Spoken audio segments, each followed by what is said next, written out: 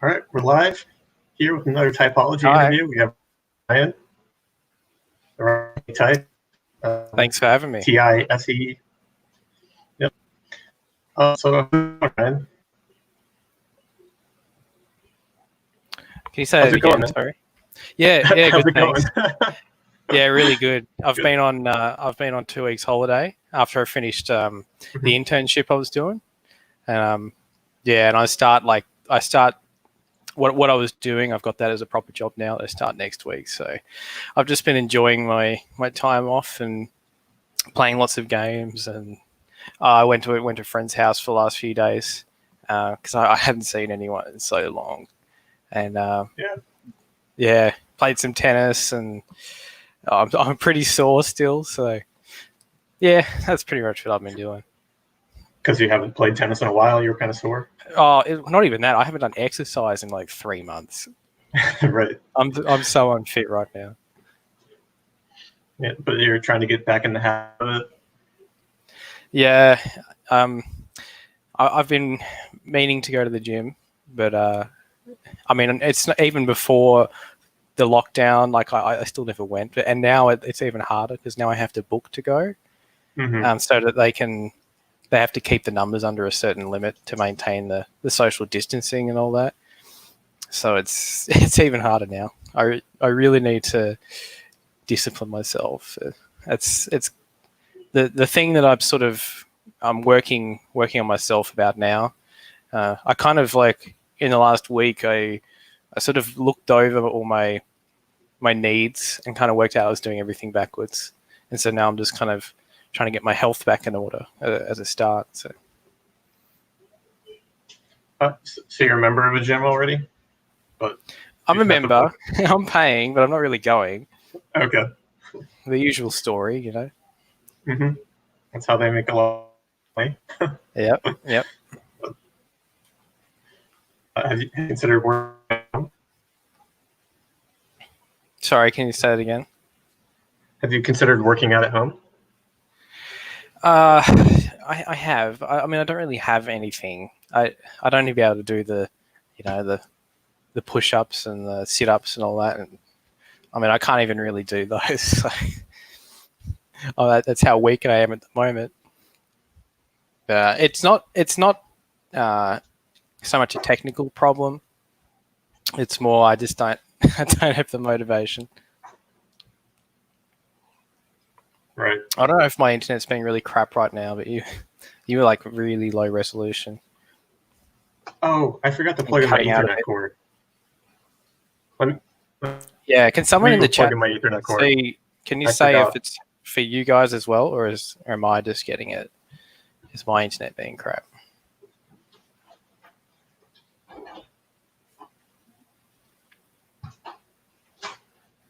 I'm going to read the comments. Yeah, I know. I disappeared. I said I wouldn't do it. And I guess, because I've had the last few weeks off, I've been trying to do stuff other than what I was already doing. Use the time to try to sort my shit out. So I haven't really been doing the OPS stuff as much as I have been.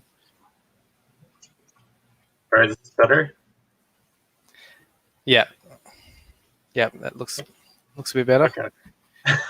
I grabbed a giant Ethernet cable so I could run it through my house. And I used to do that all the time. I had like 30-meter cables. What's that?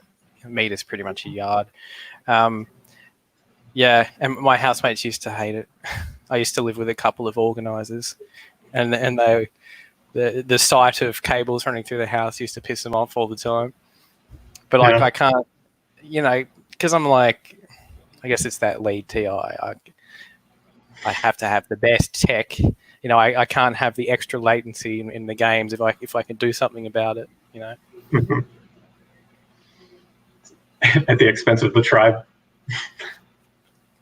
It's a compromise. I compromised with them. I made sure I got the cable that was the same color as the tiles. Yeah. Trying. Yeah, it'd be worse if it was like the big blue cable. But anyway, I live by myself now, so I don't have to deal with any of that crap. Yeah, you just run cables on your house now. Yeah, I mean, luckily, because I'm in like a pretty small apartment, the Ethernet port's just kind of next to my desk. So, although I do have one cable running under the rug to the TV behind me. That's right. It only affects me. So you're kind of having trouble organizing yourself to go to the gym and stuff. Is there something you've done in the past that has kind of helped you work through stuff like that? How'd you get through school? Well, school was. I was always able to do the subjects that I wanted to do. That I can always do something that I want to do, but the subjects that I didn't want to do, I mean, they always did suffer, and by the time I got to the 11th grade, I had dropped out of those academic subjects that I didn't want to do, like English and the advanced maths and that sort of thing. And I mean, then I was unraveling a lot. I even dropped the stuff I was interested in, just sort of did the subjects that were easy, which at the time was like music and all that. But look, I've never been able to get myself truly organized. My life is pretty chaotic. I mean, I do organize stuff sort of in the moment or in the short term. Like, say, if I'm going to a job interview or something, I'll always make sure that I've planned that out so that I'm not going to be late, because it's too important. But my biggest issue seems to be motivating myself to do something where the consequences of not doing it won't happen till much later, because it's so much harder to think about the future. And I'm so much more focused on, the pain and discomfort of the current moment than what not doing it will cause in the future. So, and that's just coming from that, the NI tidal waves. And then there's all the tribe stuff. The thing with the tribe thing is that, I guess because the FE is my last function, it's a lot of the time I'm not aware that I'm doing it. So it's the true tidal wave, because I get hit with it and not even know it's coming. Yeah. How did you find out that you upset your roommates about the cables? Well, they just brought that up, but there was other instances when it's I just get hit with it all of a sudden.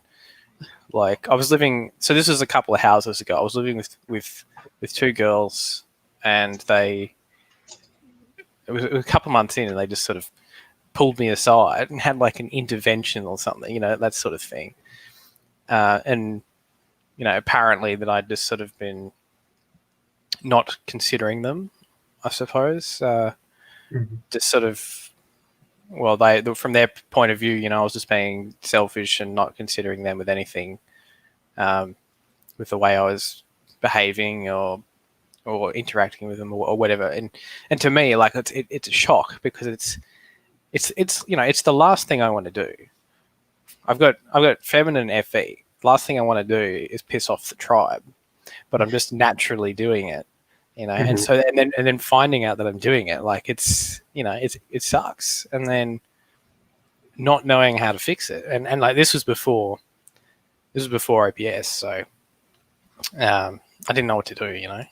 They're just like, oh, you just need to start considering other people, but it's like, yeah, but this is like some process that they're doing naturally, and I'm like, yeah, so how do I do it? How do I make that like a default setting for me? Yeah. Yeah. Do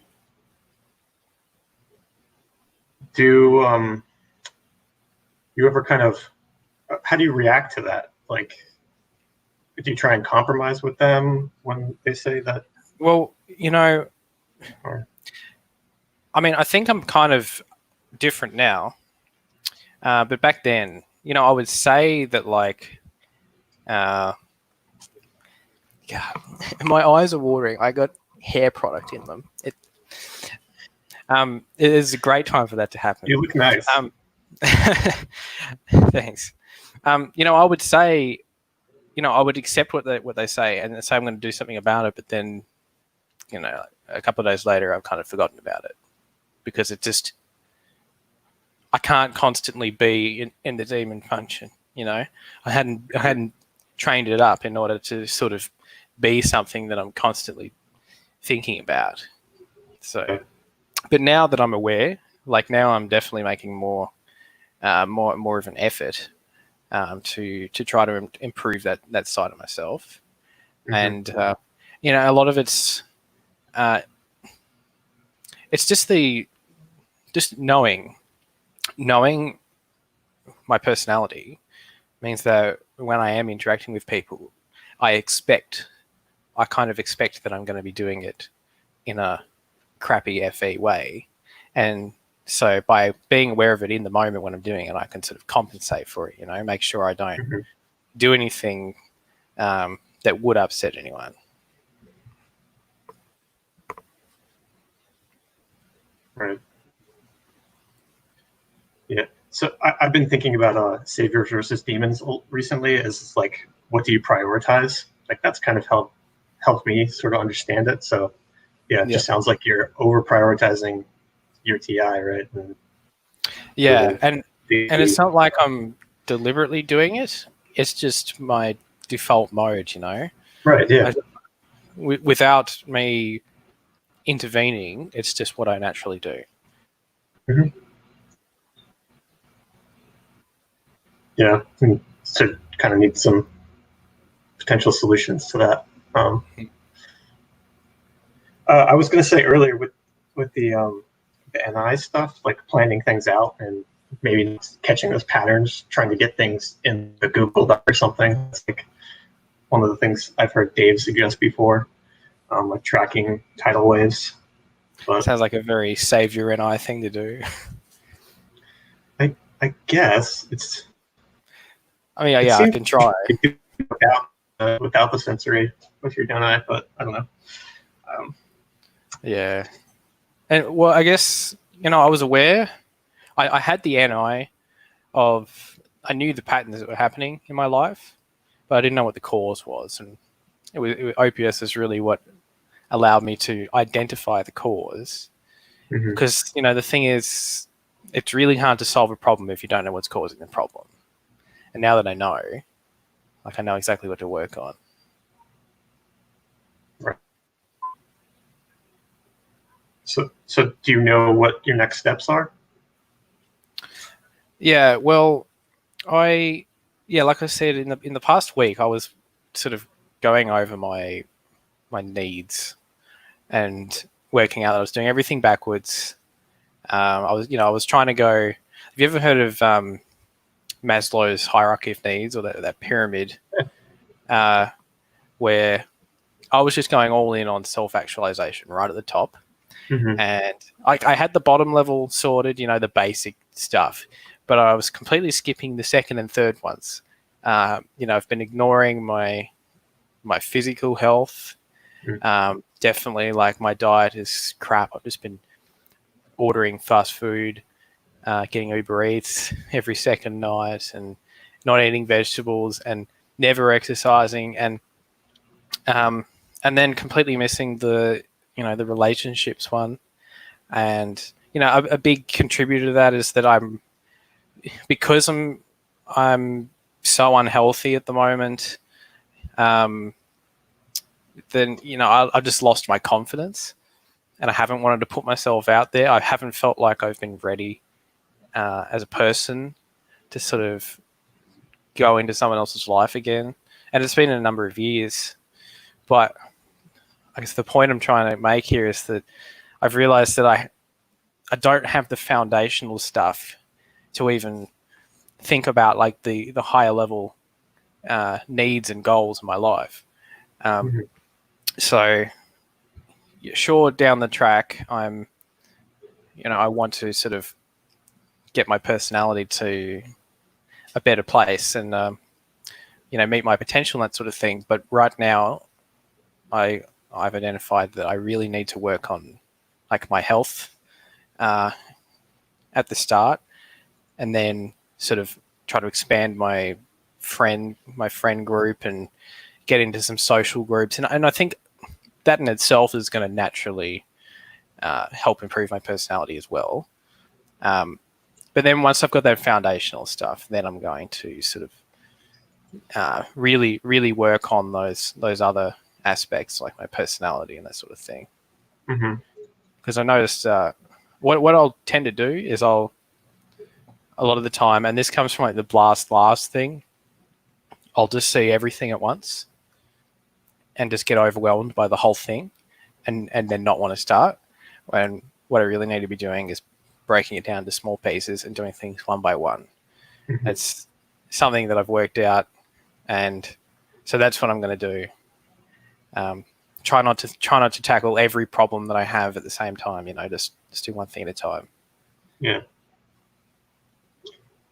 For some reason, I just thought of like running out and going like, "Oh, this should be easy," and then like slipping on a banana peel because you're just like overlooking the small details, right? It's just yeah, just trying to do too much at once and then not doing anything.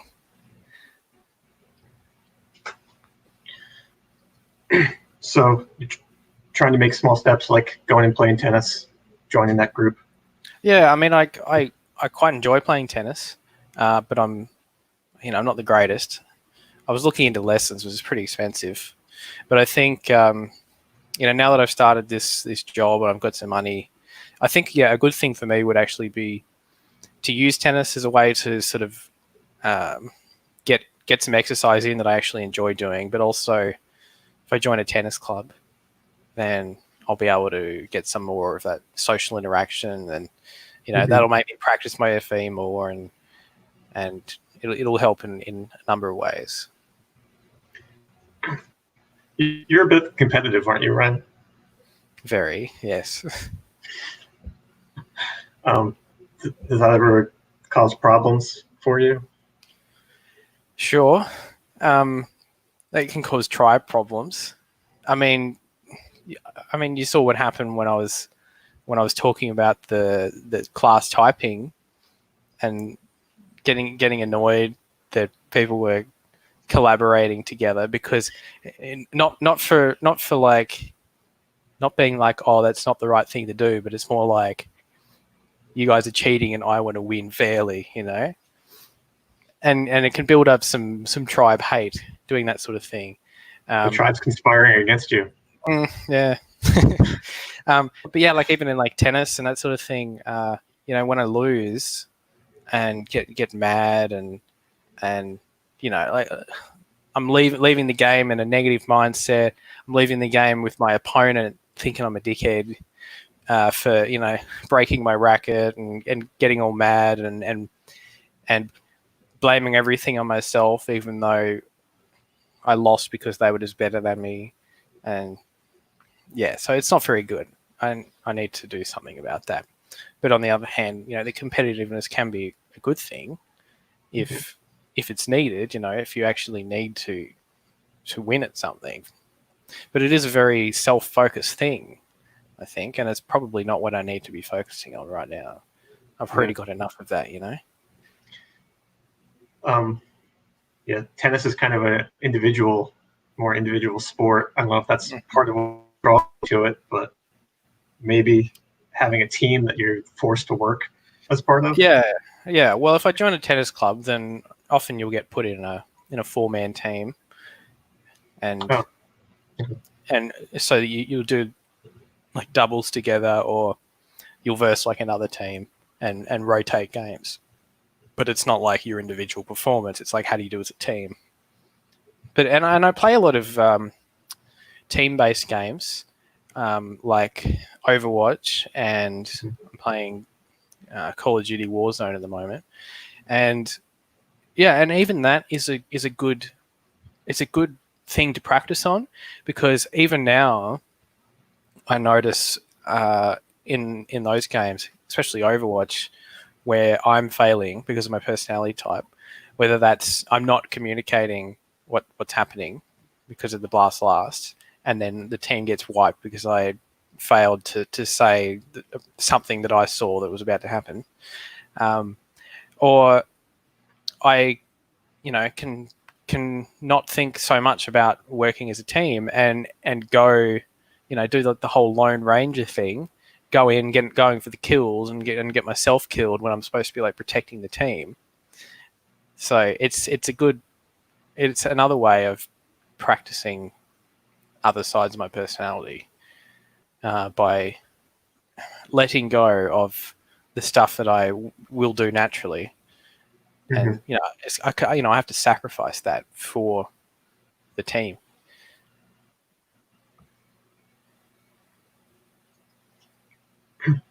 Have you ever tried to leverage your competitiveness to kind of help you do something that you're not really wanting to do? Not really. I guess if it's not something I don't want to do, I don't really have the drive to be competitive about it,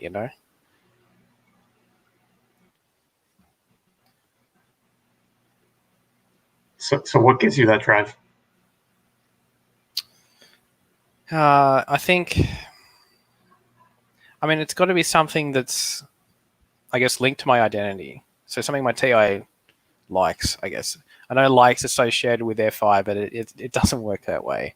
My TI likes stuff. There's specific games and sports and activities that I like to do, and with anything that I like to do, I just naturally want to be the best at it. And it's frustrating when it doesn't happen. But the competitiveness will drive me to get better at it until I am the best. And but I don't know if I should keep doing that, because that's obviously a very identity focused thing, and I don't know if I should be strengthening those overactive saviors, but maybe I should be doing something for the sake of other people rather than for the sake of myself, It's also for the sake of yourself, because you're talking about things like exercising, stuff that so yeah, trying to find ways to be like competitive about going to the gym. Like, I don't know, you're going to the gym so many times per week, and you're trying to compete with a group of people. Like, there's apps for stuff like that. I don't know if that's like something. Yeah, you might be into, I could try. Yeah, I could try lining up some of my friends. I think that has actually worked in the past when I did a challenge for a couple of months to quit fast food, and I did it with a friend, and whoever lost had to pay like $500 or something. Yeah, and there was no way I was losing that challenge, and it wasn't even about the money, but it's like I had to win. I couldn't bear to lose. So that, maybe I should do something like that. there's this fantasy football podcast where they make like bets throughout the season about random stuff, and they just do like water related bets. So you get to like throw water on somebody in a random way. So it's like pretty low stakes, but there's something.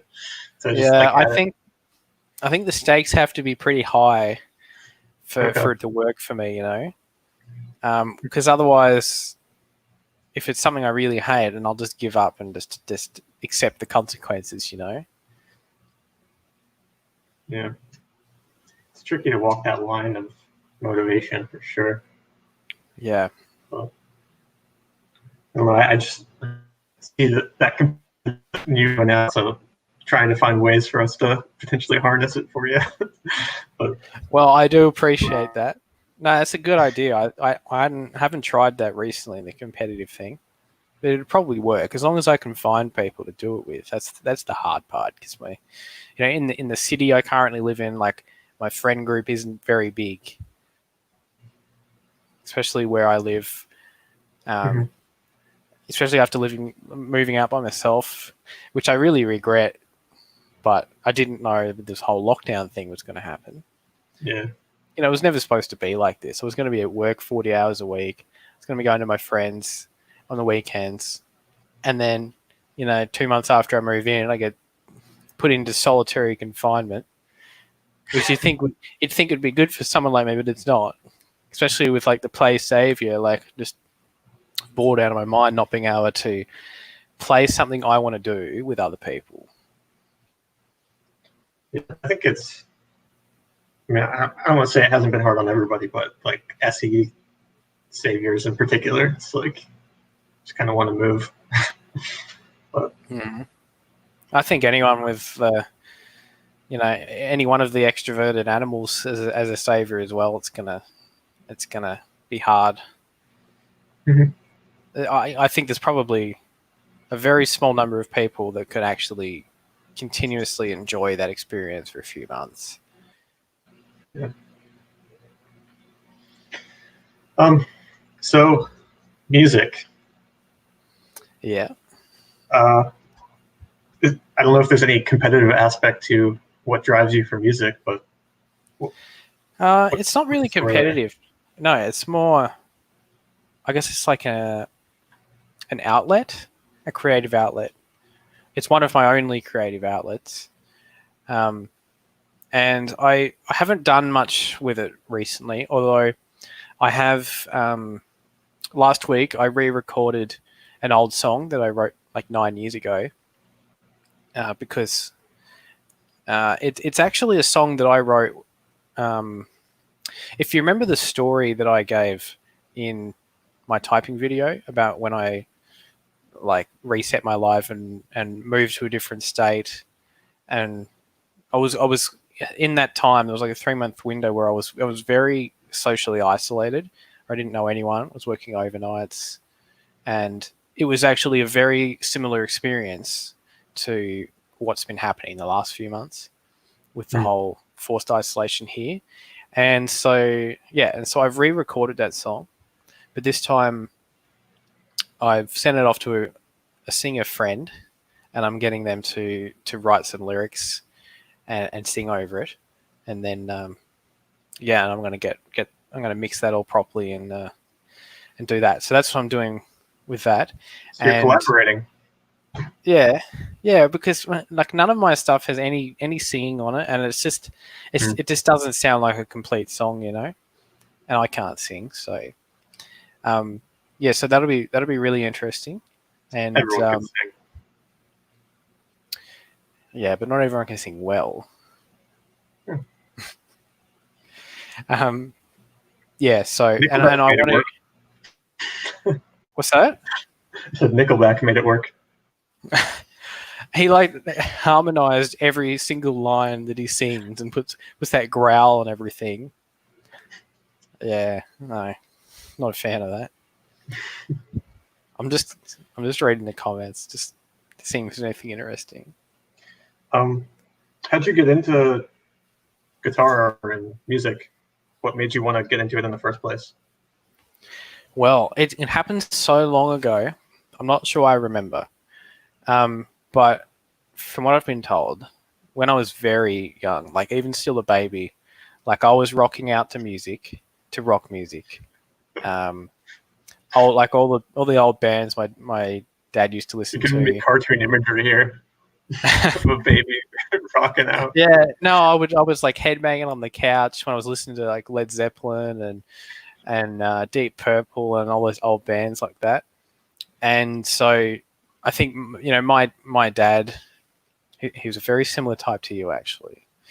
He identified that in me, that I was sort of really getting with the guitar in the music. And so when I was 4.5 when I got my first guitar for Christmas, and then they got me lessons the next year, and I did that for a bit, and I just sort of naturally picked it up because it does very much align with my natural functions, especially being in audio as well. Like I could just listen to songs and just know how to play them, and so I've only had like maybe a year of lessons. I'm pretty much self-taught,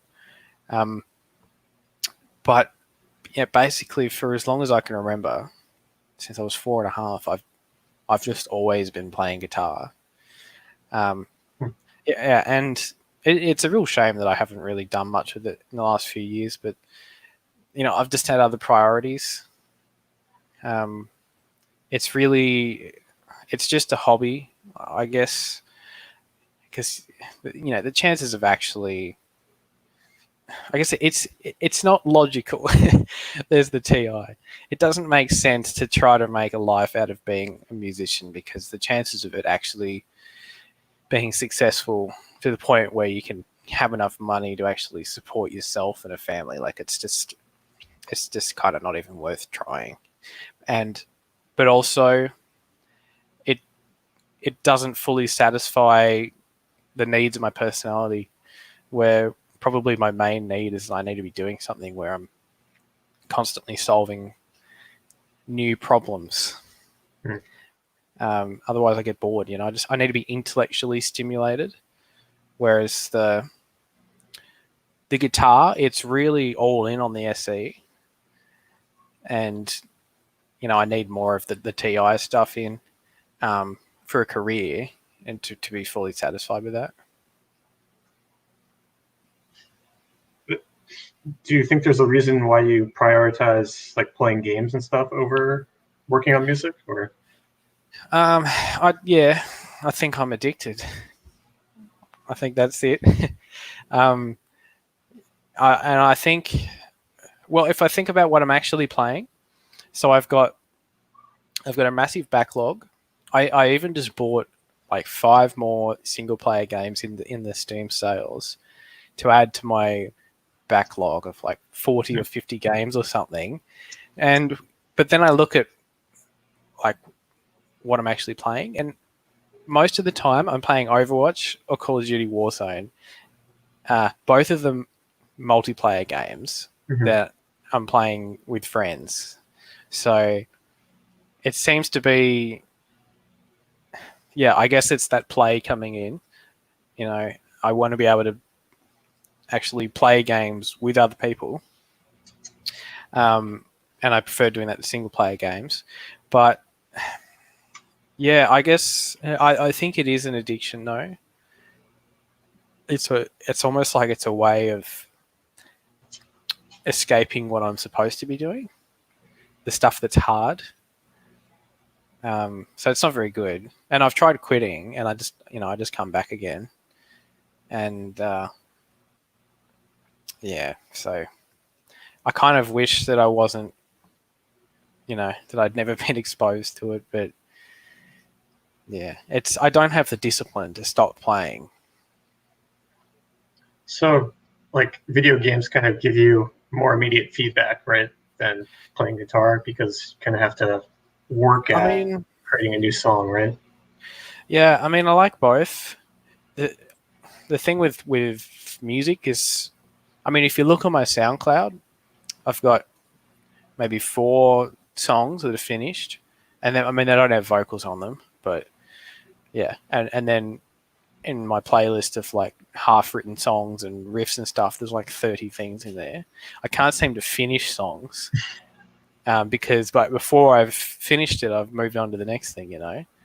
It gets too old before I finish it, and I guess because I really enjoy like the improvisation stuff, and I'd really like to play live, but I'm just sort of not in a position at the moment where I can do that, especially with the whole situation. But it's more because I had to leave my whole network when I came to this state to study at university, and now I don't really know anyone. And I've tried looking for people online, but it's really hard, especially in a big city like this, because to be honest with you, 90% of the people out there that are making bands or looking for bands just aren't up to my level. Like, they've only been playing for a couple of years, and I don't really want to be in a band where I have to be brought back down in terms of my skill level, to match what the others are doing. I would hate that. And it's actually really hard finding people that are, of the right caliber that aren't already in a band. So, I really would like to get back into it, but I don't know why. Maybe it's a blast last thing. I keep saying I'm going to do it, and I never do it. I honestly, I just feel like I'm wasting my life playing games right now, as I've been doing for forever, the last 15 years, really. Yeah, I mean, I play a lot Yeah, too, but not so it's much recently. definitely something I need to work on.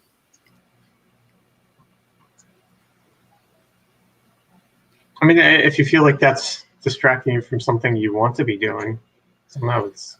Well, I mean, I want to be playing games, but it's like I shouldn't, because it's consuming too much. I guess one of the things is I'm really bad at time management. I can make plans. I've done it before, but I won't follow them. I'll plan my whole week out, and I'll derail off the plan within like half a day.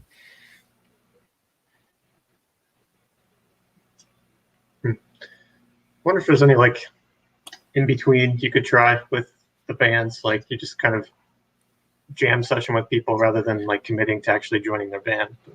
Well, what I tried was that I was going to start sort of an internet band with some of my ex bandmates, and for some reason I haven't done anything in it. I've been spending all my time playing games and watching TV. I think maybe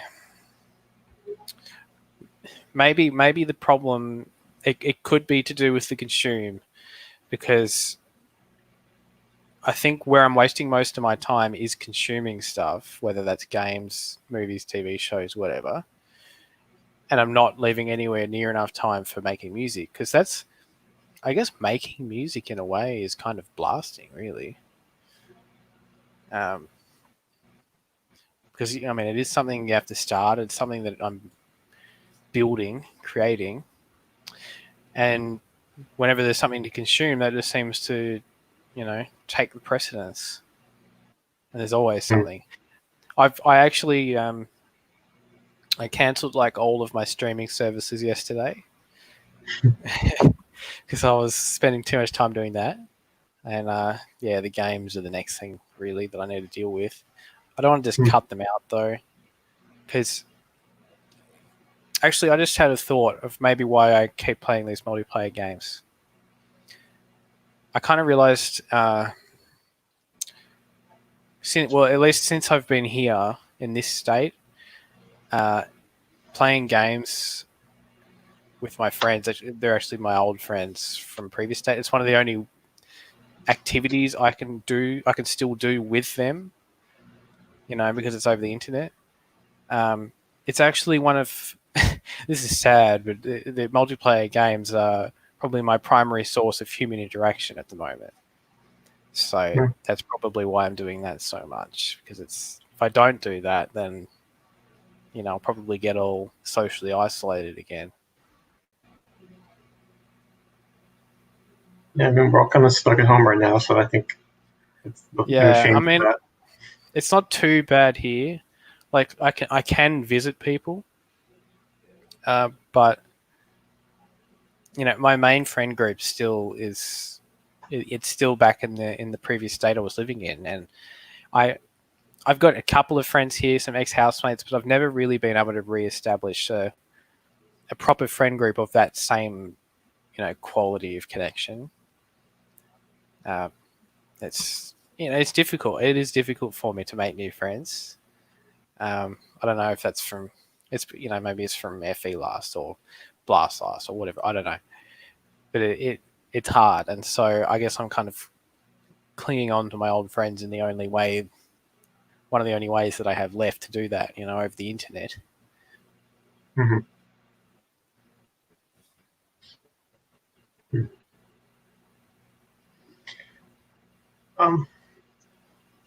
So Ryan, how long has it been since you got your type? About a month? Yeah, it was 5th of June, so almost a month. How are you feeling about it? I haven't really thought much about it, but like as soon as I got the type, I knew it was right. I mean, I actually, yeah, well, this was actually one of the types that I considered early on. And I remember people comparing me to Dave of all people and saying, nah, because he's less blasty than me. I mean, sure, my blast has probably developed a bit for some reason from whatever I've been doing. But yeah, I always thought that I was an ST, but there were a couple of people in the community that were convinced that I was FI and managed to convince me that I was FI. Mm-hmm. Yeah, and so I wasn't surprised because it was one of the ones that I had considered, and I was actually very happy because it's one of those types that I'd actually always wanted to be because I didn't think I was. Because like in previous systems that I'd been in, like CS Joseph's, the way that his system was laid out, it was typing me as an ISTJ, which I didn't want to be one because I don't know, it just didn't feel right. And I'm like, no, I want to be like these guys, and well, it turns out I am. So that's all right. But it's really I guess the big thing is knowing how I work. There's the TI.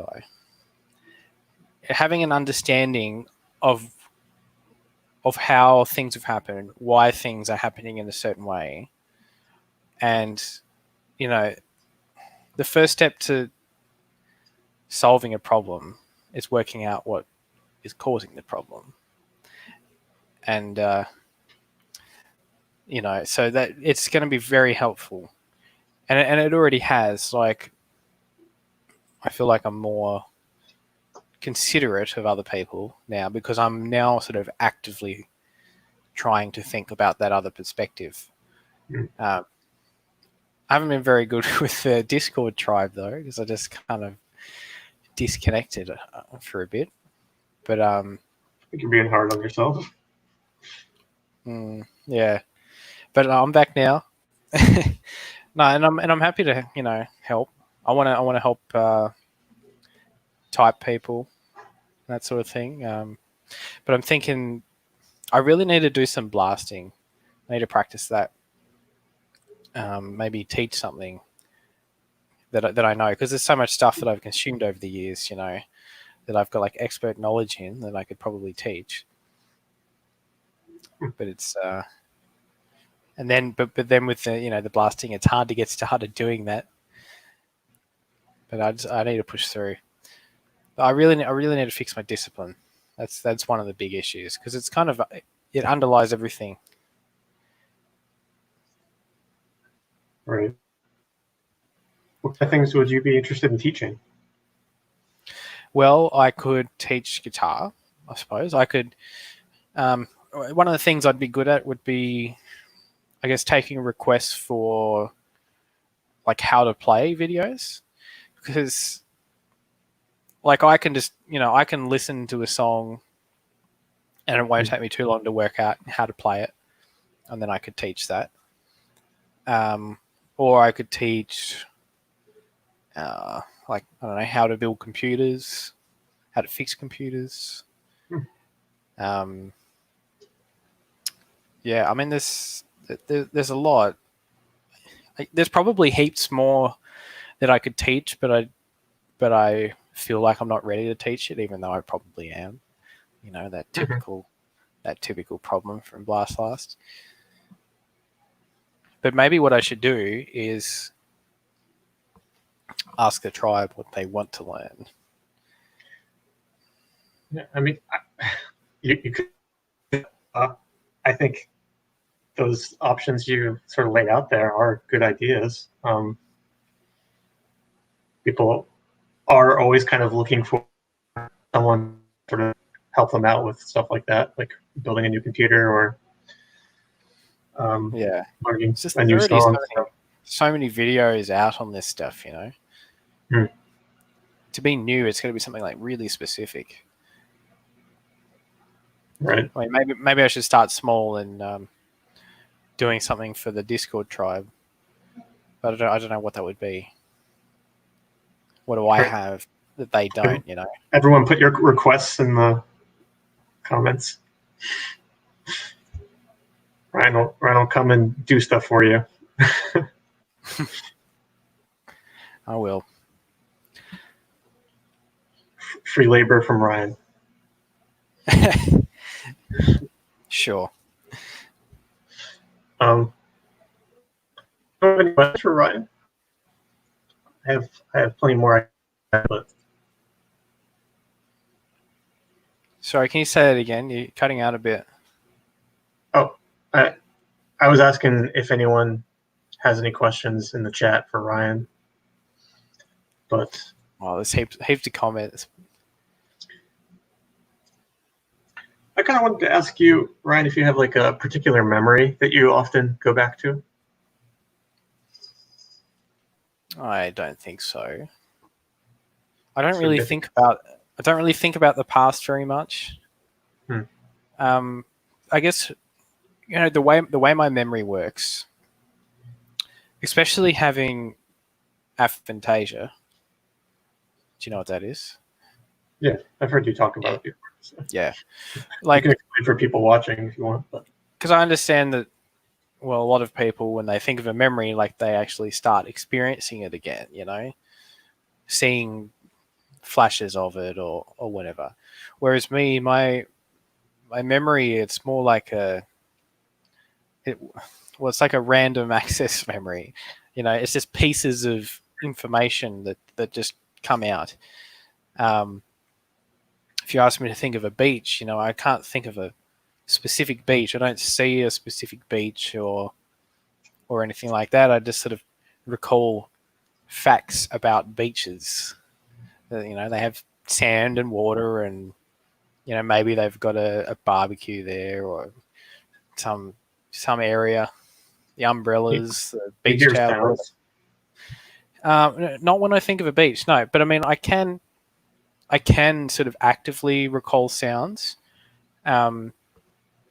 Like I can imagine sort of how a person's voice sounds, or recall how a song goes, and I can, you know, I'm constantly sort of playing songs in my head, kind of got like an internal music player, which is really, you know, maybe that helps as to why I can listen to songs and then know how to play them, because I can just sort of play them back in my head.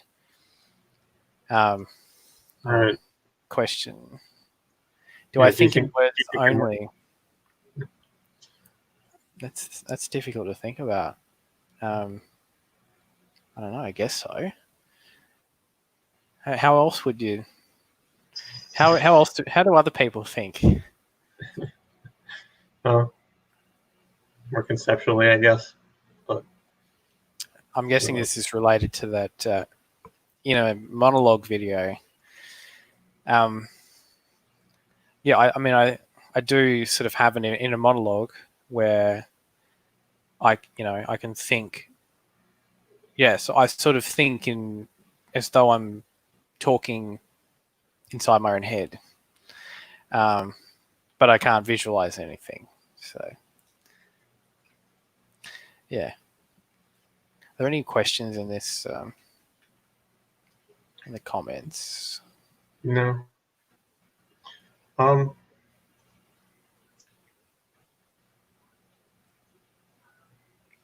you like? Do you have like a list of questions, or are you just making it up as you go? I have some over here. I was trying to think of something else I wanted to talk to you about. I haven't really been looking at them. Yeah. So ask me anything.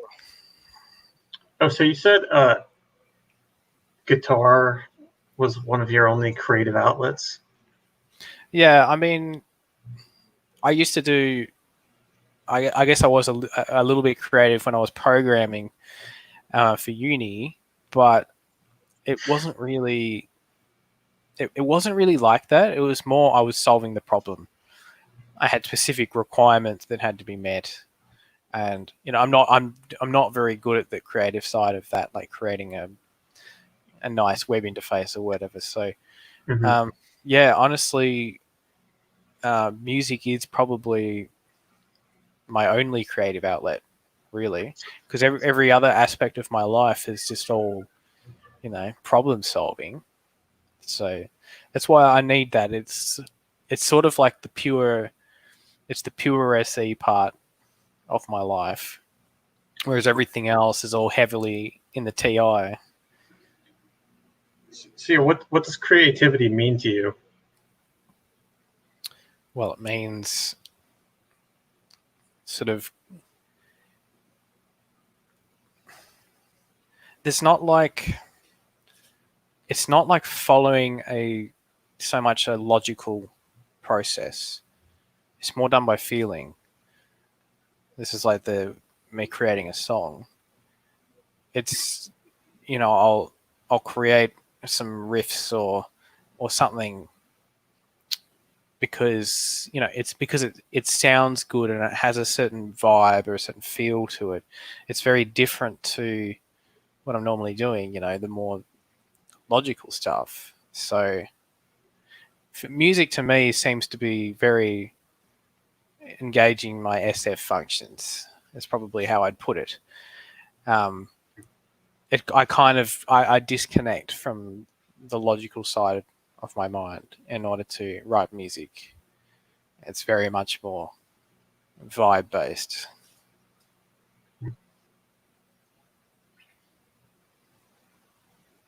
So when you're programming, you don't feel any of that? Programming for me is just solving the problem, It's very TI. It's very TISE. It's just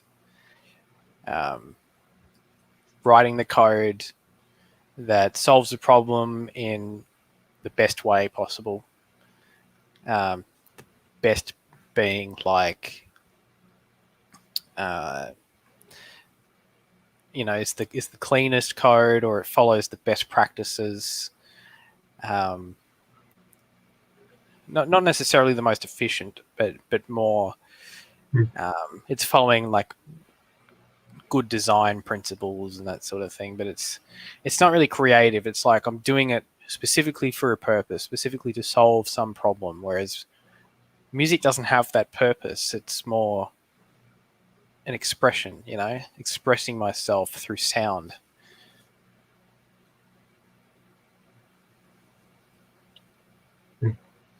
So It's very different. So there's no like harmonious, like this is working feeling that you get when you're coding? Sure. Well, yeah, when I'm coding, yeah, sure. I mean, can you be more specific? What do you mean? I don't know. I'm just wondering, like, you're describing programming as being very dry. That's not my experience exactly. So, Right. Well, it is to me, and I'm kind of over it, to be honest. I'm changing my major to computer networks and security, and I'm currently working in a sort of. I'm working in a security team, but I'm more sort of just doing problem solving. I'm probably going to move into more automation stuff. I'm not exactly sure what I'm going to do, but there's a whole bunch of jobs opening in security in the Australian government because of recent whole bunch of recent cyber attacks on the government, and they're kind of bumping up the funding for that. So there's a whole bunch of opportunity opening up in that area. mm-hmm. And one of the things I realized while doing my internship in the last 6 months, and it's kind of not surprising given my personality type. So for my internship, I was doing software development by myself on one single project. And after doing that for like 4 or 5 months, I was getting bored of it because I was doing the same old thing. It was just working on the same project. It was getting old. And I was losing my motivation for it. And I realized what I really want to be doing, and the aspects of previous jobs that I've done, is that I really like problem solving in the moment, like reactionary problem solving, like putting out fires, where it's like, you'll come to work someday and there's some problem that needs to be fixed like right now. That's the type of stuff that I like. Whereas programming is so much more, or so much more OI, right? It's so much more planned out. You've got to follow, you've got to do all of the project planning stuff. You've got to think of the big picture. It would very much suit, sort of like NITI, SITI type thing. Kind of like Elon Musk. He that would be up his alley. And so, and I just don't enjoy that. I don't enjoy having to work on the same project, and where it's just all planned out. So, and I've realized that that's pretty much what software development is. It's, whereas I was doing a lot of like IT support before I went to uni, and that was very much that sort of reacting type problem solving, but it wasn't hard enough for me. So I want to do that sort of thing, but at a higher level, whether that's reacting to a cybersecurity threat or reacting to some massive network that's no longer working properly, or that sort of thing. I think that's what I'm suited to. It would certainly make sense for my personality, and so that's the sort of stuff I'm going to move into now.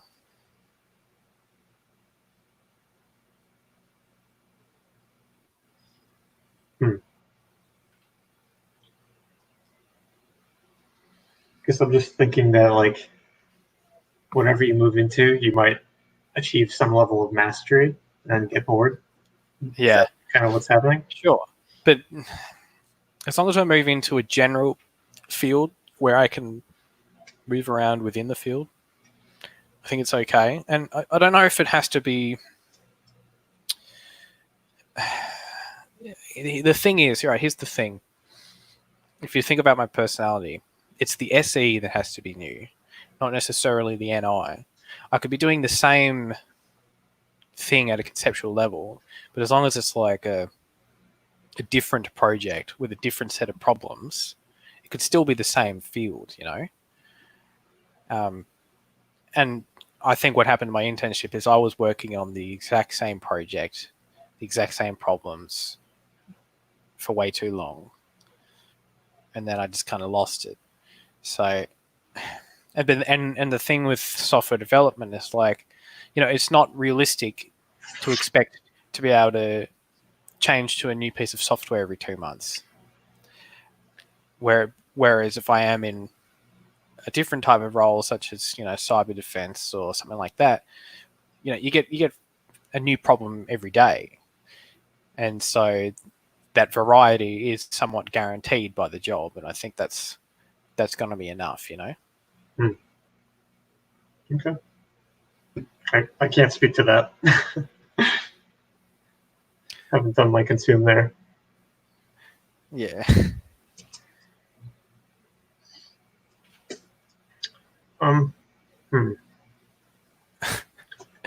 Stacey asked a question a while back. Yeah. You want to answer that? 100 duck-sized horses or one horse-sized duck?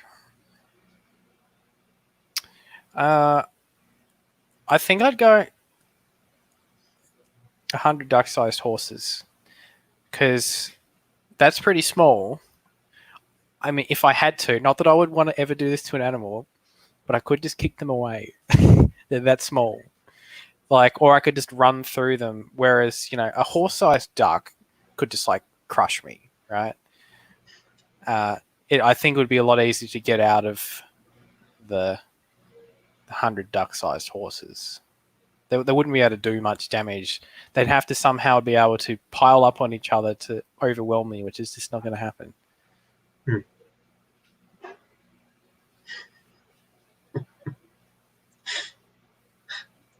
Awesome. That's a very TI answer, isn't it? Yeah, that was good. I liked it. You have a proudest accomplishment, Ryan? I don't know. I mean, there was that time that I was in a band and we won a state competition in high school, or when I did my pre-degree, which was a year. Actually did 9 subjects. I did an extra one. So I did 9 units at university to prepare me before I did my bachelor's degree. And I got like a perfect GPA in that. And I got HDs in every subject. And the 2 programming subjects I did, I actually got 100% in both of them. I was pretty proud of that because no one else did it. I guess I'm pretty proud of actually getting myself to uni and doing really well at it. Getting into the internship program I did the last few months, because that was actually pretty. It was pretty hard to get into. There was quite a few hurdles to jump through because not many people get in. And so I got in there and I smashed it, and I got a job out of it. But there's not really any big moments. Most of the time, I don't know. My life seems to be pretty. There's not like massive spikes. I'm just kind of, just keep going forward, and it's just like a lot of little things that happen over time.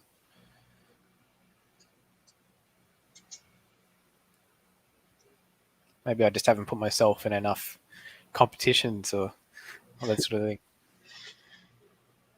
Yeah.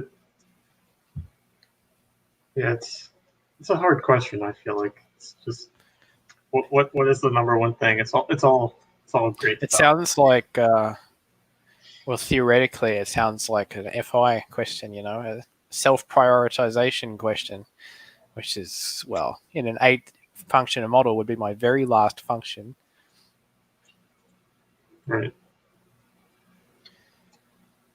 Yeah, they seem to just think of shadow functions as 2 functions working together in OP. Yeah. Not really a whole lot more than that. But yeah. What else have you got? I'd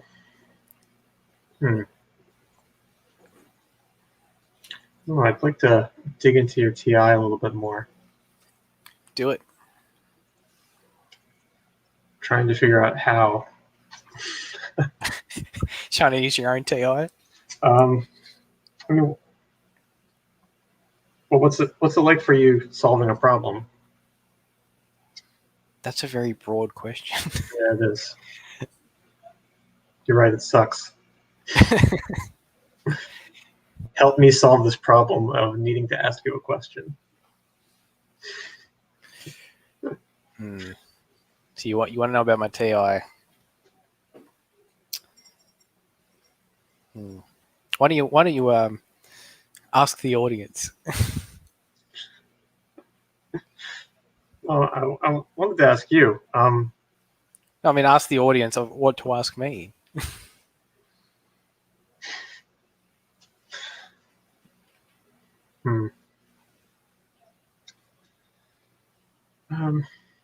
So, like, do you have any systems that you kind of stick to in your daily life? If I do, I'm not aware of them. Okay. I don't know. I don't really. I guess I don't really think about it. My life is quite chaotic. I just kind of let it happen, I suppose. There's probably some process I go through when I'm thinking about things, but I haven't really thought about it. You'll have to probe it. So, do you think there's like a right way to be programming or putting the dishes in the dishwasher or something like that? Well, I wish I had a dishwasher. With a dishwasher, I'm not going to say that there's a right way. There's a way I prefer to do it, and that would be I like keeping things of the same category together. Well, because then when you pull them out together, and they go in the same cupboard together, so it saves time, right? There's some people I used to live with, say all the utensils, they would just dump them in, and then they'd have to pull them out and sort them at the end. So I'll keep all the forks together and all the knives together so that I can just pull them out and put them in the same compartment in the drawer to save time. But there's not like a right way. I mean, that's very much I have my specific way because I think it makes the most sense to me, but it doesn't mean it's the right way for other people. And with programming, there are certainly better ways to do things. There's design principles, and there's there's documents of how to like format everything properly, and there's very good reasons for those things being so you want to follow proper software engineering design principles so that the program's easier to maintain in the future and it's extendable. Otherwise, you're going to end up creating like this nightmare for people who have to work on it in the future. Same with like the properly formatting the code, properly commenting the code, all that sort of thing. It will cause problems if you don't do it. But in terms of like programming specific solutions, being more like getting more to the algorithm of what you're doing. I mean, there's multiple ways of solving a problem, and there's multiple ways of comparing the different ways of doing it.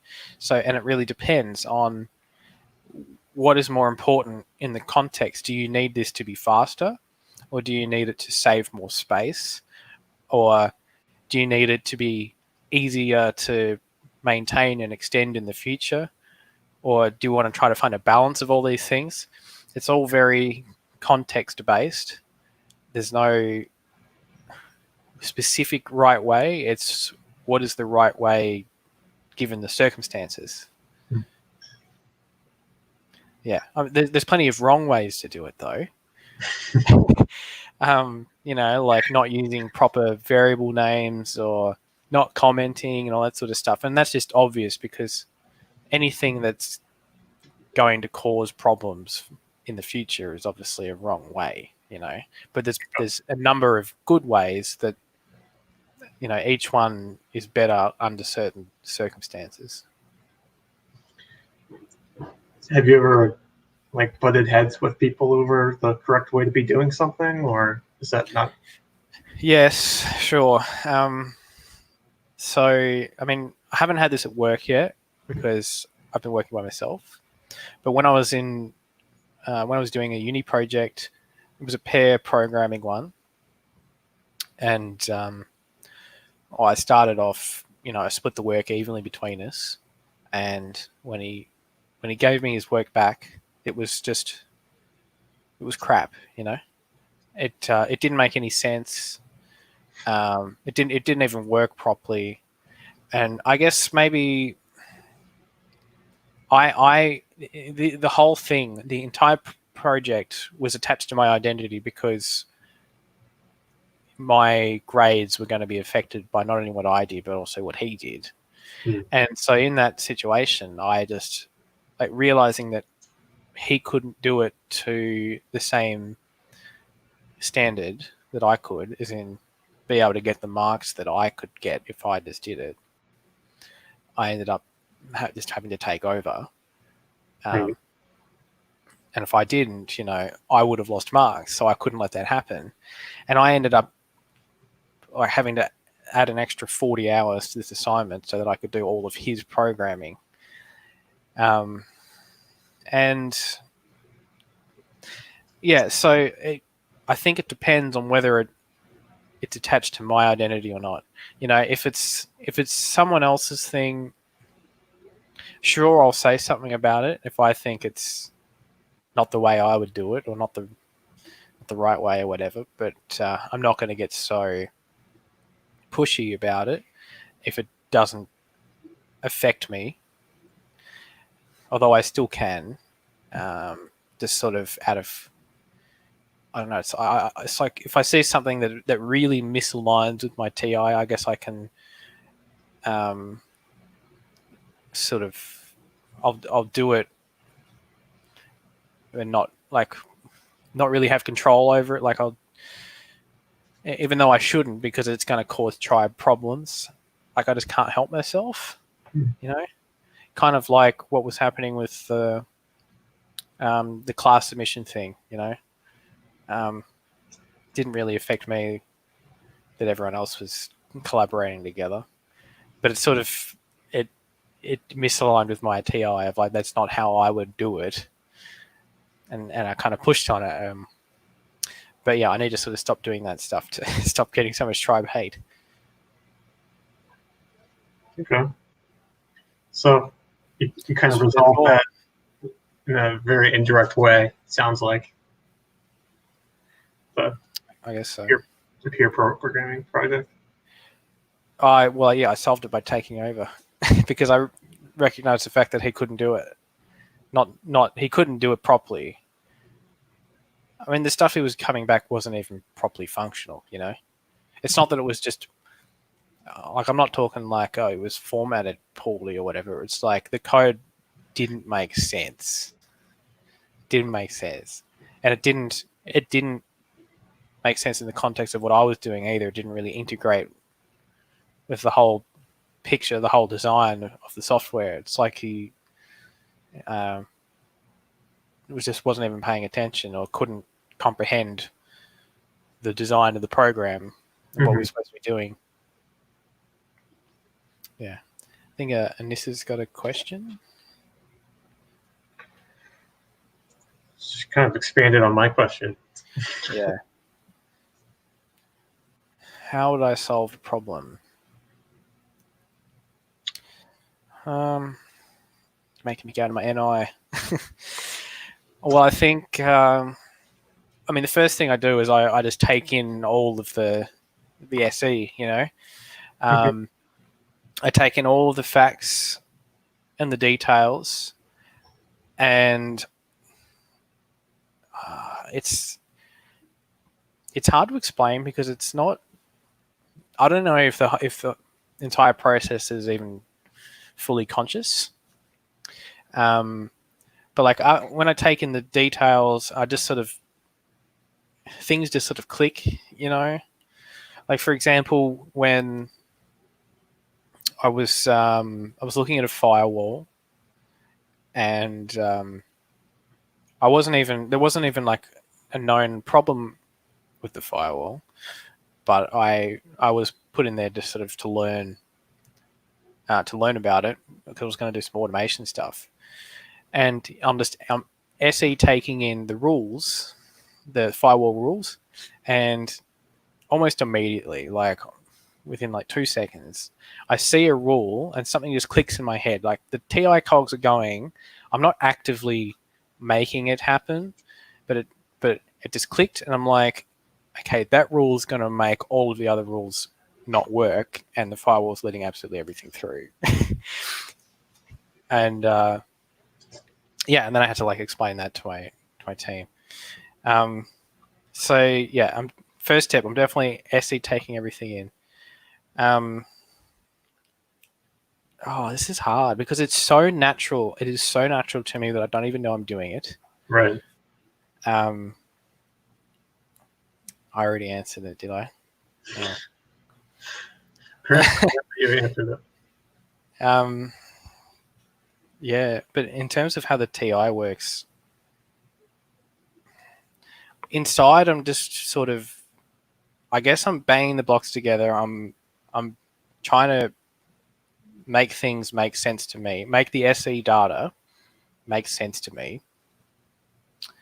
I don't know. You need to give me a problem, and you can see me work on it live. Well, maybe we'll coordinate together and we'll solve a Sudoku puzzle. Oh, I hate Sudoku. I'm not that good at it, you know.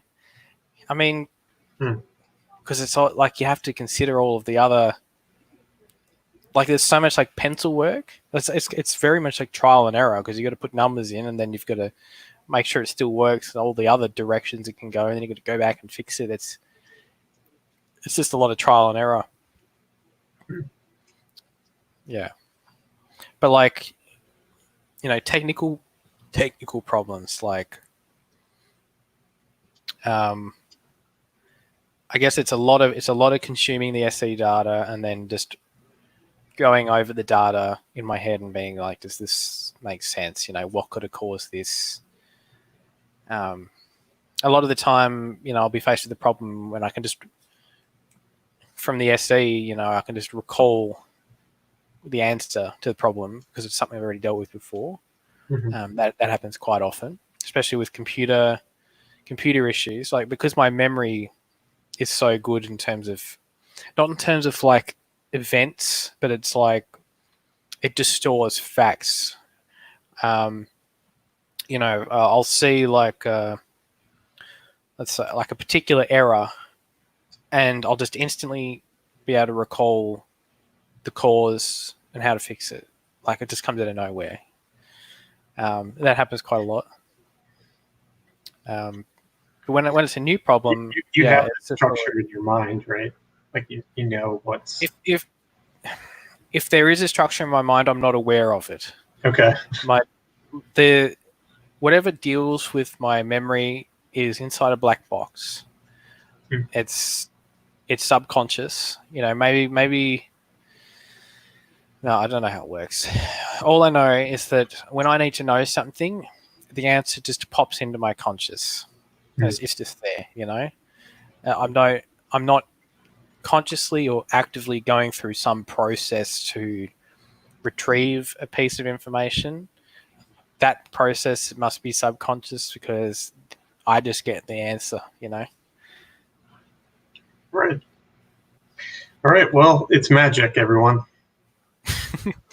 I don't know. Maybe I'm not explaining it very well, but that's what it seems like to me. It's just there. It just happens. Yeah. It's like I'm storing all of the, you know, the C of SE, right?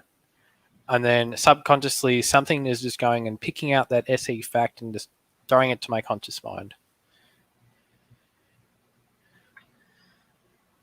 So, it kind of sounds like you know the answer before the question was asked, in a way. Well, I mean, I have to have the question. I mean, an analogy would be, think of my error, and you know exactly what you need to do. Say it again. So you see this error and you know exactly what you need to do, because if it's something I've faced before, yeah. It's like if I give you another analogy, it's like my memory is like a database, like a computer database, and I give it the SE data as like the query, right? Like the question or whatever is like the query, and it just spits out the result. I don't know how it gets it. I don't know. You know, I see the top level of the abstraction layer of my memory. I don't know what's happening underneath. But okay, when it's a brand new problem, let's say I'm fixing a computer issue. I mean, my first instinct is, well, just to gather more. If I see an error, I'm just going to Google it and learn what I can about that error. But like sometimes you can't do that. Let's say a program's not working, like and it's because like the logic's wrong. Then I just sort of know to gather in the data, look at the SE, look at the error message, go to the sort of the area that it's telling me about, and then I just read through the logic, and I'm thinking about the logic that the program's doing. And when I get to a point where the logic doesn't make sense, or it's not what I thought I wrote, then I'll be like, okay, well, that must be it, and then I'll change it and then run it again and gather more SE data, and So it's a lot of gathering of SE data and then logically thinking about that data, being like, does this make sense? Are there any reasons that this is happening? Comparing it to my known information. So yeah, I do use my top 3 functions a lot for problem solving. Poor FE misses out a lot. Would you describe that process as meticulous? I don't know, not really. Is it? It's Or problem solving is my problem solving really is my natural state.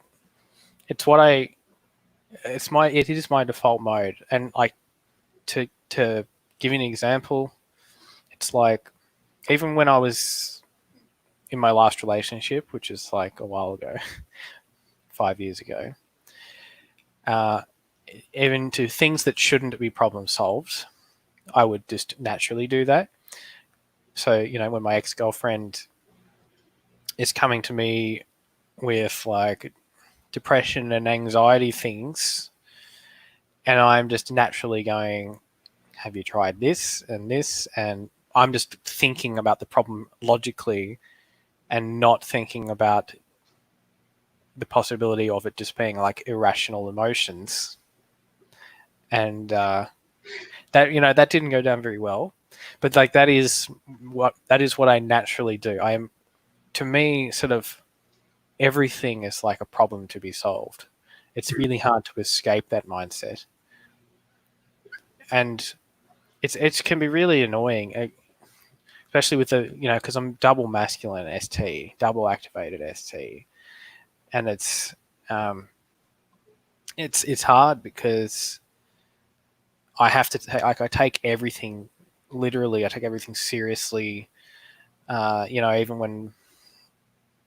when someone's kind of being not so serious about something, and then I'll have to like correct the facts and correct the logic, even though they were just kind of, not even really being serious about it. And then, well, that's just another source of generating FE tribe hate. And it's hard. It is hard for me to not just naturally masculine ST everything. Like it's a real struggle because it goes against my programming to not ST everything. Yeah, I relate to this to some degree as well, but I'm sure it's probably the SE stuff. Tough for you. I like go to wanting to solve the problem too. It's like, okay, there's a problem here. There must be something going wrong that we can resolve, but there's problems that you don't have the ability to control or impact and resolve. So that makes it challenging, right? Especially stuff like relationships. Because I always have the mindset of like, if there's a problem, I can fix it. And with anything technical like that, usually is the case. But when it comes to people and emotions and that sort of thing, it's the ST stuff just doesn't work anymore, and then it just leaves me in trouble. Yeah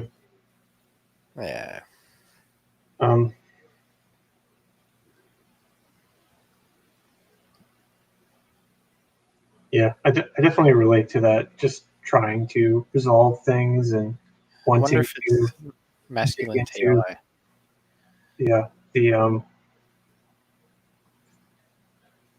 Look for this. Even now, I just have to be thinking about what could it be. I can't help myself. What could it be? Like what is causing this thing that we both relate on? I'm trying to work out what it is. I'm naturally trying to solve that problem. I take everything as a problem to be solved. Yeah, and it takes effort for me not to do that. It's viewing things that are going wrong So we're like identifying something as going wrong and then saying like there must be a solution.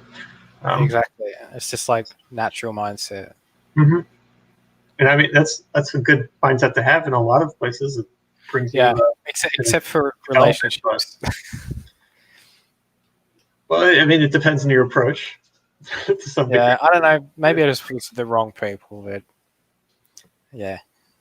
I mean, it's certainly good to try and resolve problems in relationships. People do appreciate forthrightness at times, but sometimes there just isn't a solution, and that doesn't mean the solution is for them to shut up about it.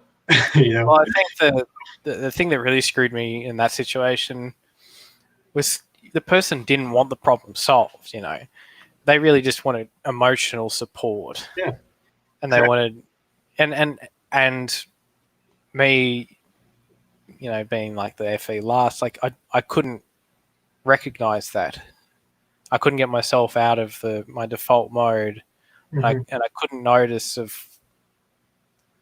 you know, what was going on underneath the intentions. Like, you know, that is something I really struggle with, being able to read other people, like read like their intentions and read their emotions. You know, like I can see if someone is physically displaying symptoms, or you know, whether that's, you know, they'll change their tone of voice, or they'll look upset, or they'll, you know, if it's something that can be SE taken in, then I'll know something's wrong, you know, but then even then I just go to try to solve that problem, be like, you know, what's wrong.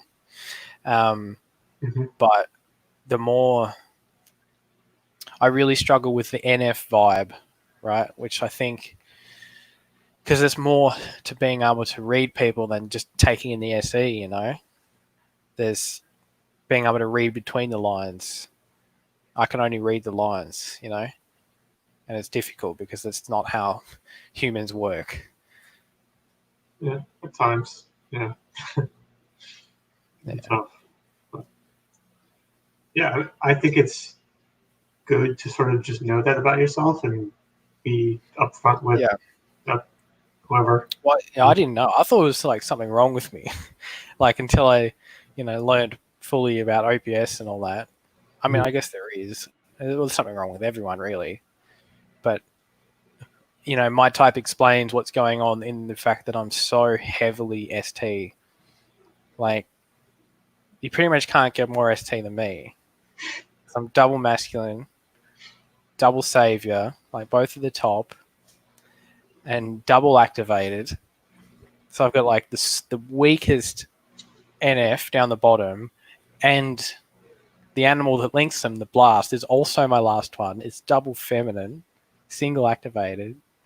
So, like, I'm just very, you know, the reason that I thought that there was something not right with me is because my personality is so off balance.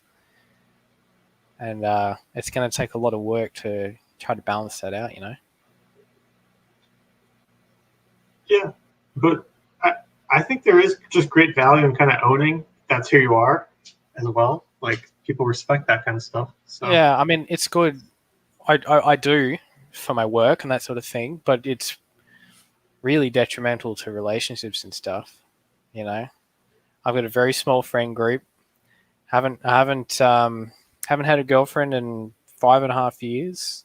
I haven't even been putting myself out there because I've kind of lost all my confidence. You know, mainly because you know, I've got maybe 30, 40 pounds to lose. And that's kind of wrecked my confidence a bit. But yeah, and then when I get into relationships, I always seem to screw it up because I'm just way too ST for their liking, and can't do the NF side of the relationship, you know. Hmm.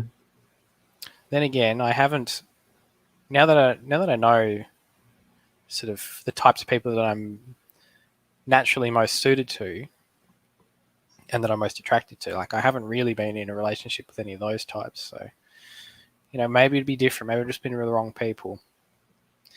I think the last one I was with was another IP. I think probably an INF piece. So you can imagine how that went. Good. Yeah, no. I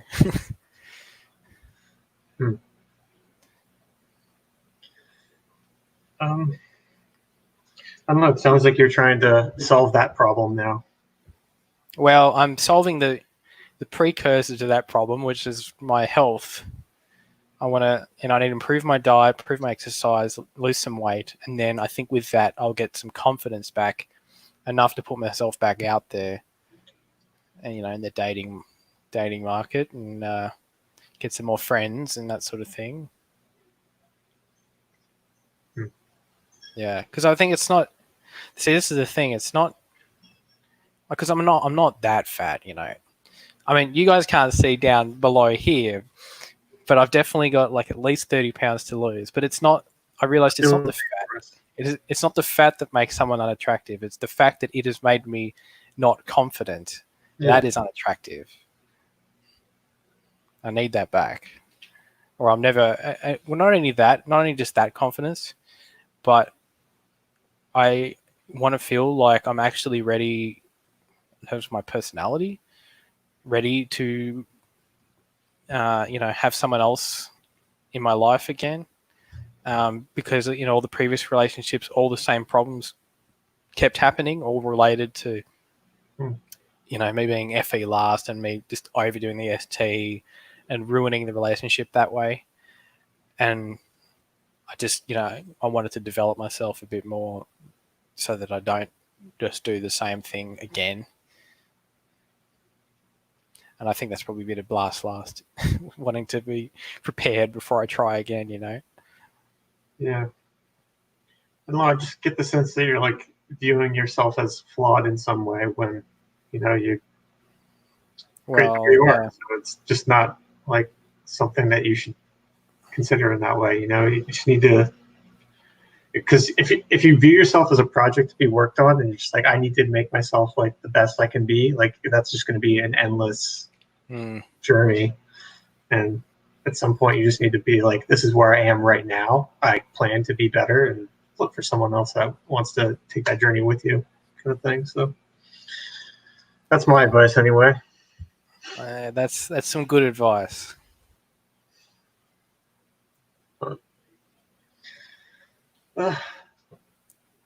Anything else you want to talk about before we wrap up the interview here?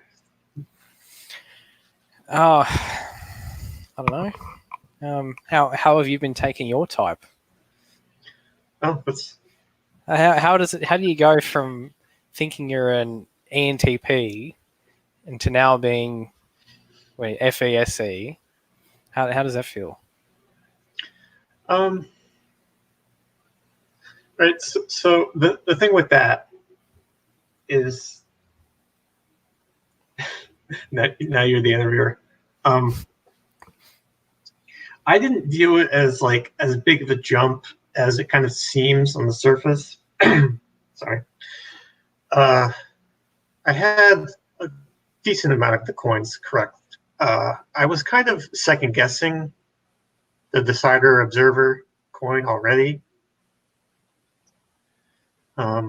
Partially based on how bad I was at guessing that, just like not seeing it in other people. And then the SE versus anything, that's one I just like didn't look at that closely. I just kind of always assumed I was any. Yeah, right. And I think something I've noticed is that the masculinity of functions. Mm-hmm. A lot of people are confusing those for saviors. Yes. Not even just in themselves, but like even doing the class typings. The masculine functions can definitely seem like they're saviors because you're pushing on them so hard. It's really difficult to tell them apart sometimes. That and the introverted functions, you're more likely to identify with those. I think are factors in why I saw myself that way.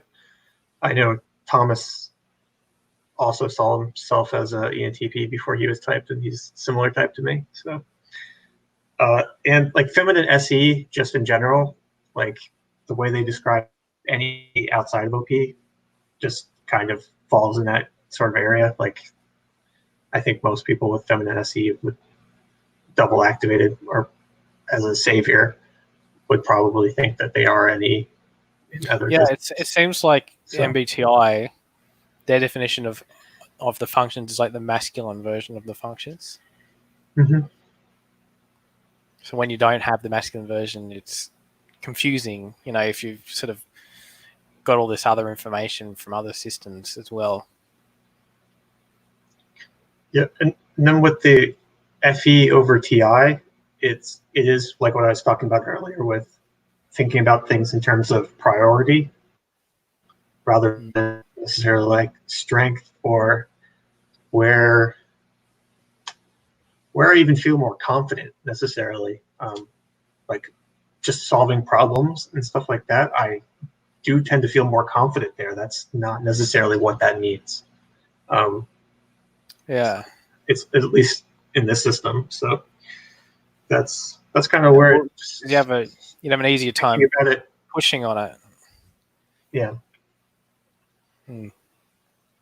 Because the feminine functions that they feel so floaty. Like it's just like I understand how it, like as a demon it's feels like completely inaccessible to you, but I think I struggle with a lot of the same sorts of things at times. Yeah. With and it's hard for me to tell because my feminine functions are both also down the bottom and they're both like single activated and there's so many things it could be. It's hard to work out which one's making them so bad because it's a combination of all of them, but I can't really tell them apart because both the functions are just so weak, you know? Mm-hmm. Yeah. I mean, I don't think my NI is good. Well, it's a demon, isn't it? Yeah, I definitely don't prioritize it. I guess I will take guesses, but yeah, I don't know. That's something I'm still kind of figuring out what in me is NI. It's like I don't want to like stand on what that is yet. Yeah. I think I've sort of been working out what my NI is. I mean, it's a bunch of things, but there's definitely the categories type thinking is definitely caused by the NI. You know, if you hear the sorts of things that are attached to my identity, the things I like, you know, sci-fi shows, rock music, like I never talk about specific things in that way. And I guess in terms of my sleep, I'm talking about categories of things, and you can see that same like if you compare that to SI as well, it's very much being categorical as opposed to sort of listing very specific details. Especially in terms of my memory as well, it's like, and the way I learn about things, it's like it comes in the SE. I can take in all this SE, but then it gets filtered into an NI abstraction. So, like something like, for example, with the typing, with the visual typing stuff that I tried. Yeah.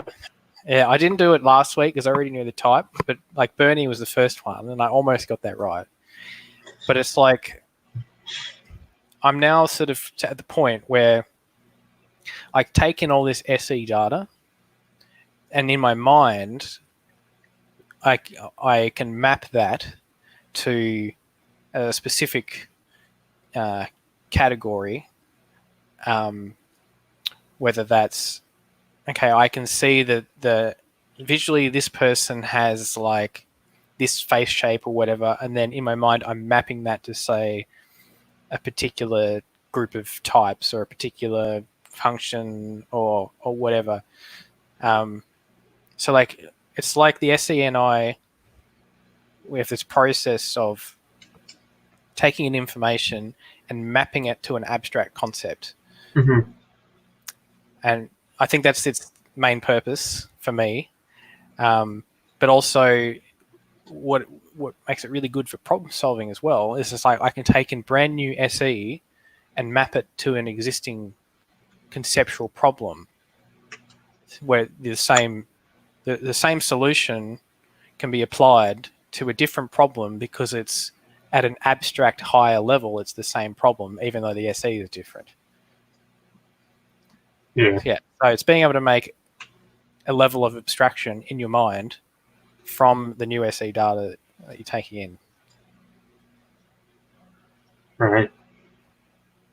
Well, that's what it's like for me anyway.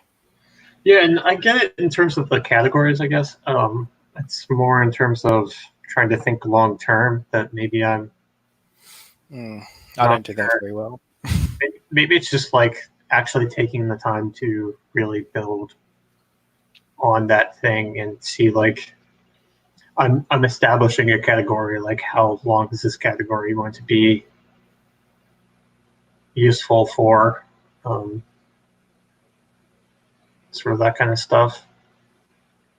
Like actually taking the time to like think about and project into the future whether that will continue to work in the future. So yeah, kind of stuff. I don't do that so much. You probably have it a bit better than me because being in second position and being masculine. You are masculine and I. I mean, I don't really do it either. It's just like Yeah. that's another aspect of it, I guess. Compared to me though, like I really struggle to think into the future. Just sort of reacting in the moment. It makes me really bad at chess. I don't know if you're any good, but like with chess, I really struggle like thinking a few moves ahead of like trying to work out what the other person's going to do or what I'm even going to do. I'm just sort of doing move by move, and because of that, like I never win because it's a very much a strategy game. Same with like I was playing like Age of Empires the other day. That's very much a strategy game, and I'm just sort of, reacting to the threats as they happen.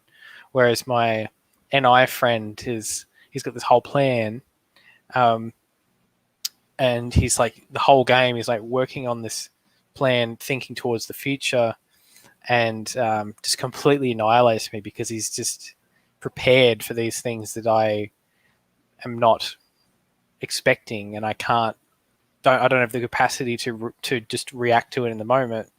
And I needed to be prepared for it, but I wasn't thinking about what he was going to do in the future. I wasn't thinking about what I was going to do in the future. It's just sort of living moment by moment, and it's definitely something I need to work on in the real world, because even stuff like not exercising, like I'm not exercising because I don't want to do it right now, but I'm just completely ignoring the fact that I'm like, I'm screwing over my future self, and I can't do that. But it's hard for me to not be like that, Well, I know. Yeah. Those lead NIs though, it's just like that, fixated on that goal. They'll do whatever to get the goal, make the goal happen, but sort of ignoring the stuff happening in the moment, being sort of, they're kind of looking down the sniper rifle, rather than looking right in front of them. Mm-hmm. Yeah, so every type's got problems, Yeah. I'm not particularly good at chess. That what you described is fairly similar to my experience with it, but I know there's kind of like stuff I could do to strategize, and that kind of like turns me off to it, because I don't want to just like study a book to be good at a game. I kind of like to learn as I go. So yeah. Oh, there's more comments. Always planning something ahead. Oh, are you? Some save your OI. Have you been typed? I guessed her type recently. Yeah. Yeah, right. She was doubting it a little bit, but Did her it have OI in it? it did. Mm-hmm. But maybe you can guess her type if you have time. We can discuss it. Sure, if there's a video. Yeah, I had interviewed her this weekend, so there's a video on my Cool. channel. I'll do it. Did I sufficiently answer your question about how I'm responding to my type? Yeah. Do you agree with it? Do you think it's accurate? I do. I think a lot of people are surprised that I agree with it as much as I do, based on, I don't know, it seems I came off as fairly adamant that I was a particular type, but I think in large part I did not receive much good counter evidence that I wasn't. No one really suggested anything close to this, so the only real like push I had for other types was for NEFI, and I had kind of determined that I was not on the FITE axis. No, you're not one of those. I just spent the last couple of days with an ENFP. I know them very well. Yeah. You're not one. Um, You definitely have TI. I agree. Yeah, you've definitely got masculine TI, which I know. I know that very well. Yeah. But yeah, it's what I mean. I'm definitely like trying to just sort of see how this is playing out. To me, it's particularly interesting being an EJ and not having blast. It's kind of showing me that there's like this split between like the lead play EJ and the typical sort of Myers-Briggs EJ, which would have you blast fast? So, yeah. Yeah, that'd be. Yeah, because that's like the main thing. It's like if I was an IP and consume blast. Yeah. That's weird. Yeah, no wonder people mistyped you. Yeah, I mean, there's not many of this type really. So in like the class archives, I don't think they typed a single ENFJ that doesn't have blast savior. So you're double feminine, FE, SE, and then so what play, consume, sleep, blast. Yeah. Which I think is that the same? That might be the same type as my dad. Maybe. We have a very similar animal stack. I think it was. There's a guy in the 512 document. That he literally looks like a clone of my dad. I confirmed the type. So it would be so interesting if you were ENFJ. I am Ryan's dad. He's double feminine, FESC, play, consume, sleep, blast. That's you, isn't it? Yeah. Yeah. Exact same type as my dad. You typed your dad? I have, yeah. And yeah, like I said, he's literally a clone of that guy in the 512 doc. And I already knew before, he was in SF with SE. Can I interview your dad? If you want, yeah. And recently, in the past few years, he's been having all of the sort of identity last problems coming up. That's been quite a prominent thing recently. And now that I think about it, yeah, the TI has always been there. Yeah, same type as my dad. That's really interesting. Do you butt heads with your dad? No, I don't. No. We get along really well. Like I haven't seen him in a while. He lives in another state, but we enjoy doing SE activities together. Whether that's playing a sport or watching some movies or TV shows or playing board game or whatever. Mm-hmm. And he was very good. He was very supportive. I really like how he was able to identify my strengths very early on and get me onto the right things. Like when I was very young, like 3 or something, he already recognized that I was going to be like the into the science and all that sort of stuff. And he was reading me the space books and got me onto the guitar lessons. And like, I really appreciate that he was able to identify those things in me and sort of help nurture that in me.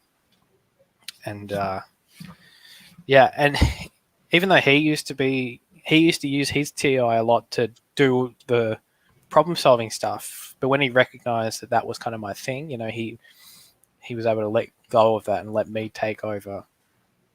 So no, he's really, really happy to have him as a dad. Awesome. Any tips for me as a future dad to a future Ryan?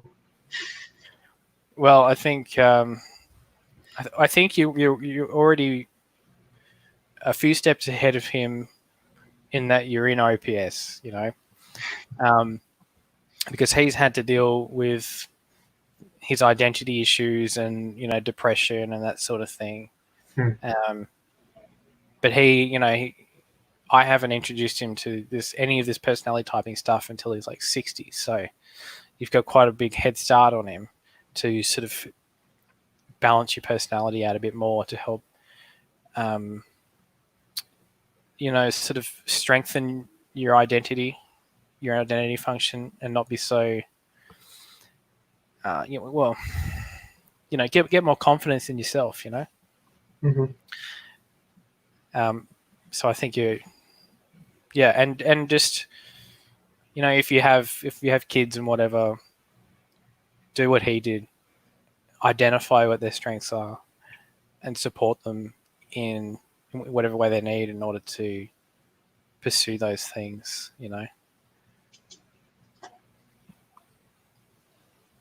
Awesome. Well, I hope I have a son as great as you. Thanks. It's a good combo, the EJ and IP. Yeah, it does work well together.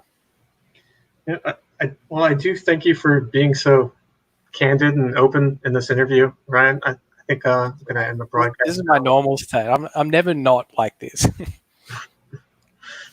But thanks for having me. I think that is one of the great things about lead TIs. They are just honest and open about things like that. So even if it is your natural state to be like this, I still thank you for it. So that's all right. Actually, I'm not like 100% like open like Simon Cowell. Like I'm thinking the stuff that comes out of his mouth. It's just when it comes with pushing on the tribe, I hold that stuff back a bit more. He's like double masculine, right? Yeah, he's my type, but no, he might be sleep blast. He's double masculine though. Okay. Can't remember. Well, anyway, I'm gonna end the broadcast now. We could talk for a little bit if you'd like, but bye, everyone. We'll be up for 2 hours. All right, thanks for having me.